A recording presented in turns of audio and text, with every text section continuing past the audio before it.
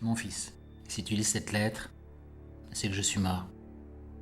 J'aurais voulu éviter d'écrire la dernière lettre d'un père qui s'en va à son enfant. À la place, j'aurais aimé demander des nouvelles de ta grand-mère, recevoir une photo de toi au bord de la mer, savoir quel temps il fait chez nous.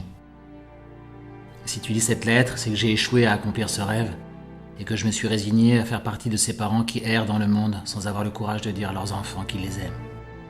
Permets-moi donc d'aller au bout de ma lâcheté en t'imposant cette dernière apparition désespérée. Il faudrait des pages entières pour t'expliquer les mécanismes qui se sont enchaînés dans ma vie, créant un ensemble de rouages que je n'ai pas eu la force d'arrêter. Un homme qui n'a rien à perdre dans une ville comme Paris est souvent bercé de l'illusion d'avoir tout à y gagner. La galère crée des liens, les liens créent des réseaux, les réseaux se transforment en mafia, et l'amour qui unissait les hommes laisse place à l'argent qui les désunit fatalement. Ils diront de moi que je suis mort comme un petit malfrat des rues, que veux-tu ? Ils n'auront pas totalement tort. J'ai été limité par cette ville où il n'y a ni bandits, ni grands chemins, seulement des rats et des ruelles. Mais tu sais, dans ces canalisations, il se passe 1000 histoires qui auraient leur place dans un livre, si seulement elles étaient vécues par des fils d'éditeurs. Combien même seraient adaptées au cinéma si la crosse de l'arme avait été tenue par le fils d'un producteur.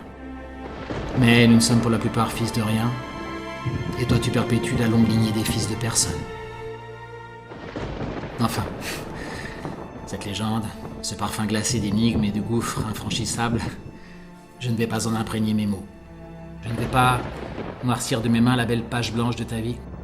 Et si tu ne veux pas me prendre comme idole, laisse-moi plutôt te servir d'exemple lorsque tu croiseras mon reflet dans les miroirs, que je puisse t'apparaître effondré dans un caniveau aussi balle dans le corps. Que cette vision te coupe l'envie de t'engouffrer dans les endroits sombres et déshumanisés vers lesquels les hommes comme nous se dirigent souvent, mais desquels ils reviennent rarement. Car tu sais, à mon âge, on y meurt, mais au tien, on y perd plutôt la vie. Sache que la dernière image de bonheur qui me vient à la mémoire remonte à cette sortie en mer sur les côtes de notre ville. Tu t'étais endormi, et nous n'osions plus rallumer le moteur du bateau, ta mère et moi. Nous avons donc attendu, en ne formant qu'un humain à trois, en n'entendant que les battements unis de nos cœurs, en ne sentant que la douce caresse de l'embrun sur nos bras nus. La nuit était tombée, tes paupières s'étaient levées, et nous observions le reflet des étoiles dans tes yeux. Ah, quel bonheur! J'aurais pu rester comme ça 1000 ans, mais la mort de ta mère a tout changé. Peut-être la misère sur terre était telle que les dieux ont voulu punir notre excès de bonheur. J'étais désemparé car la mort avait ruiné tout ce que j'avais prévu pour notre famille. La mort. Encore elle. Qu'est-elle réellement? La fin d'un homme? Sa disparition? Pourtant, moi tu le sais, je n'ai pas attendu la mort pour disparaître. Non. Je pense que la mort d'un homme est la révélation au monde de ce qu'il a engendré de son vivant. Poèmes, opéras, crimes de guerre, tant de matières léguées à la terre, souvent abandonnées à elle plutôt. Moi, je pars consciencieux de ma donation au monde.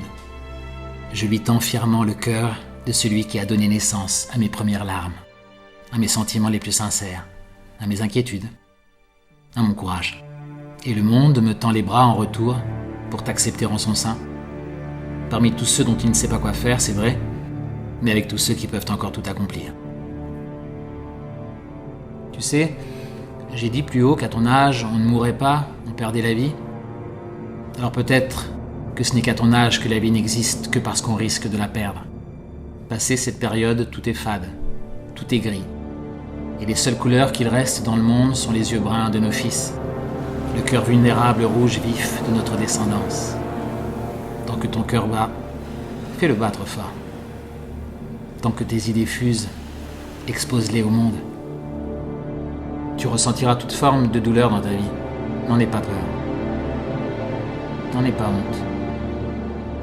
Elle signifie que tu es hors du patio dans lequel j'ai voulu te retenir, loin de la maison que j'ai voulu pour nous, loin de ta grand-mère, loin de mon fantôme, loin de mes rêves et plus proche des tiens.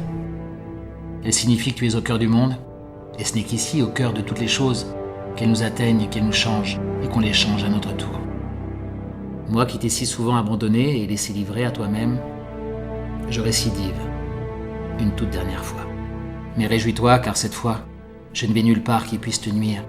Je me rends dans l'enfer des pères démissionnaires, où l'on force les déserteurs à regarder le combat acharné que leur fils livre contre le monde. Où ils regardent impuissants ce bonhomme qui tenait autrefois dans leurs paumes, les dépasser dans tous les domaines de la vie.